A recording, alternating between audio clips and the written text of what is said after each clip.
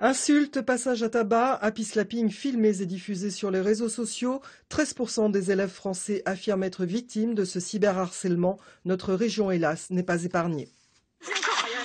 Les images sont d'une rare violence. Elles ont été tournées avec un téléphone portable près d'un collège dans les Alpes-Maritimes, puis publiées sur les réseaux sociaux. Une souffrance supplémentaire pour les victimes de ce type de fait. Beaucoup de victimes souffrent comme ça de harcèlement par l'intermédiaire des mots, mais aussi par l'intermédiaire d'images. Et c'est un phénomène en cascade puisque l'adolescent est quelqu'un de fragile. Et toute fragilité qui va venir en résonance avec sa propre histoire va être d'autant plus douloureuse et peut amener jusqu'à des éléments de violence de l'adolescent contre lui-même, c'est-à-dire des tentatives de suicide, voire des suicides réussis. Né en Grande-Bretagne, le happy slapping, joyeuse baffe en français, s'est très vite répandu en Europe et aux États-Unis. Il reste heureusement marginal ici, 2 ou 3 cas seulement chaque année. Au rectorat, on se dit davantage préoccupé par le cyberharcèlement, les injures, les images dégradantes publiées sur les réseaux sociaux.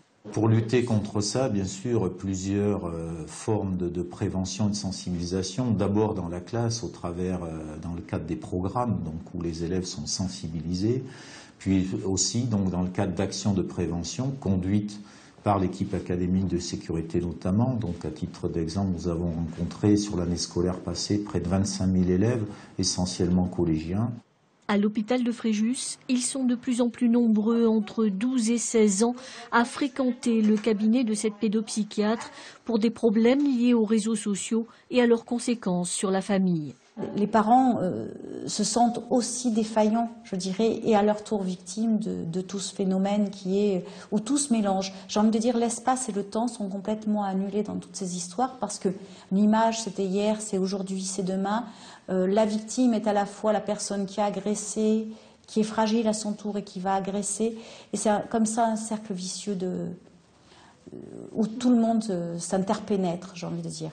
Rappelons que la loi prévoit de lourdes sanctions, jusqu'à 5 ans de prison pour les agresseurs, les complices et les diffuseurs. Dans les Alpes-Maritimes et le Var, un numéro vert a été mis en place par le rectorat. Net Écoute, 0800 200 000. Il permet aux victimes et aux parents d'effacer certaines pages.